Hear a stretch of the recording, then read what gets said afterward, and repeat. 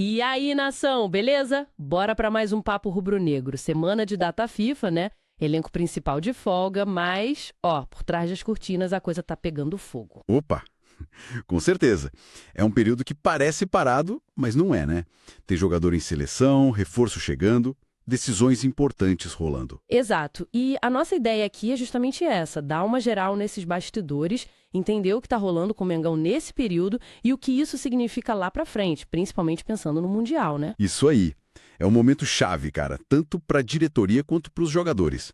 Cada movimento conta para o planejamento. E falando em movimentos, chegou gente nova na área, hein? Jorginho, ex-Arsenal. A expectativa em cima dele parece alta, pelo que a gente viu. Ah, sim. O Jorginho, ele é um jogador diferente do que a gente tem ali no meio, né?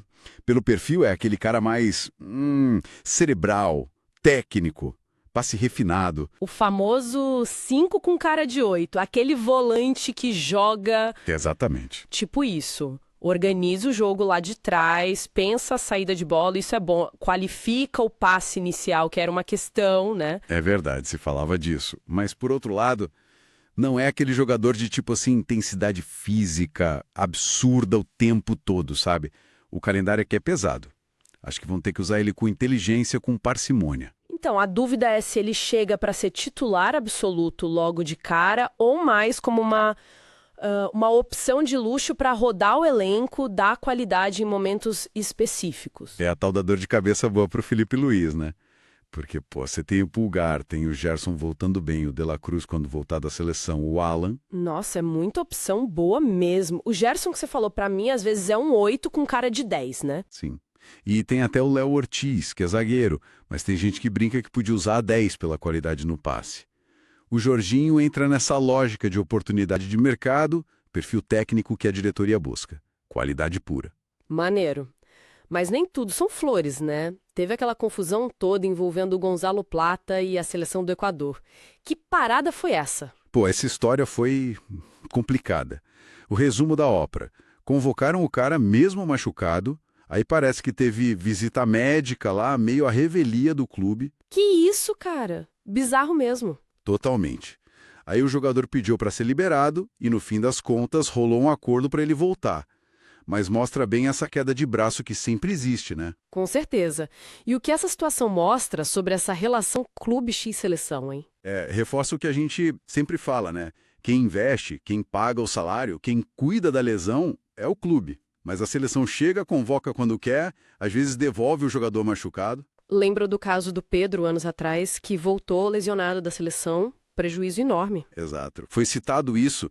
Tem gente que usa até termo forte, tipo cafetinas do futebol, para falar de algumas federações pelo poder que elas têm sobre os jogadores dos clubes. A postura ideal, né, cara, seria o jogador sempre procurar o clube primeiro, antes de qualquer coisa lá na seleção. Faz sentido. E falando em seleção, essa data FIFA levou um monte de gente do Flamengo, né? Eram 13 convocados no início, contando tudo. Muita gente. Danilo, Léo Ortiz, Gerson, Wesley, Alexandro pela principal. Aí tem Arrascaeta, Varela pelo Uruguai.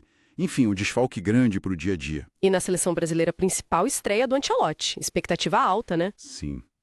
E teve aquela fala forte do Danilo antes mesmo do Ancelotti chegar, né? Falando que a situação na CBF estava uma bagunça, que dificultava ganhar Copa do Mundo. Ele tinha esperança na mudança com o Ancelotti, mas falou da importância de blindar o time. A pressão é sempre grande na seleção. E agora tem jogos importantes das eliminatórias, né? A Brasil pega Equador, Uruguai, Uruguai também joga, Arrascaeta e Varela devem jogar. Exato. Jogos valendo. E para o Uruguai a expectativa é ver o Arrascaeta e o Varela como titulares provavelmente. E como é que toda essa movimentação de seleção impacta o planejamento do Flamengo para o Mundial? A viagem foi até adiada, né? Diretamente. O plano era dar essa folga agora, voltar aos treinos do Ninho e aí sim viajar para os Estados Unidos. Adiaram a viagem para o dia 12, justamente para esperar essa galera toda voltar das seleções. A base vai ser lá em Atlantic City. Entendi. E a estratégia de elenco, que está clara, é ter ali uns 15, 17 jogadores de nível titular. O Jorginho ajuda nisso, ainda busca um ponta, talvez um meia mais criativo, mas isso deve ficar mais para a janela de julho a setembro, para o investimento maior. Mas a maior preocupação agora, imagino, não é nem quem mais vai chegar. É que todo mundo volte inteiro, né? Essa é a tensão principal.